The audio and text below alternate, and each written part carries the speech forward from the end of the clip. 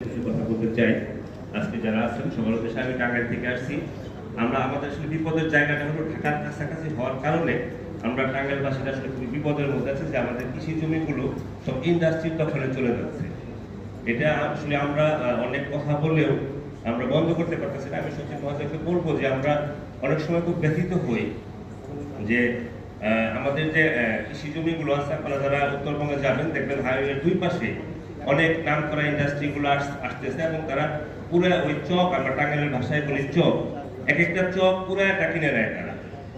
এবং এটা যেটা হয় যে আমরা জানি যে এই জমিগুলো কিন্তু 3 ফসলি জমি, কিন্তু স্থানীয় কৃষি অফিস থেকে তাদের 1 ফসলি জমি হিসাবে তাদেরকে পত্তনপত্র দিয়ে দেয়। এটা আমরা লোকাল কৃষি অফিসের সাথে কথা বলে তারা বলে যে এটা উপর থেকে নির্দেশ আসছে, আসলে উপর কোনটা আমরা জানি না। তো সেই বিষয়টা আমি বলবো যে আপনারা একটু দেখবেন। এবং আমি একটা বিষয় আর একটু শেয়ার করি যে আমাদের টাঙ্গাইলের একটা উপজেলা আছে বাসাইল উপজেলা। সেই বাসাইল উপজেলাতে আমরা জানি যে যারা ওই এলাকার মানুষ প্রচুর সরিষার চাষ হয় এবং 3 ফসলি জমি এলাকার সবই।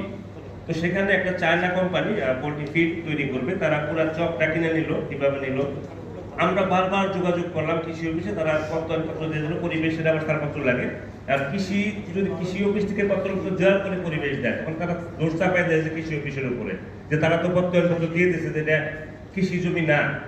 এখন আমরা সবাই দেখতেছি, লক্ষ লক্ষ মানুষ দেখতেছি কৃষি জমি, কিন্তু লোকাল কৃষি অফিস থেকে এটা দিয়ে দেয় যে এটা অনাবাদী জমি।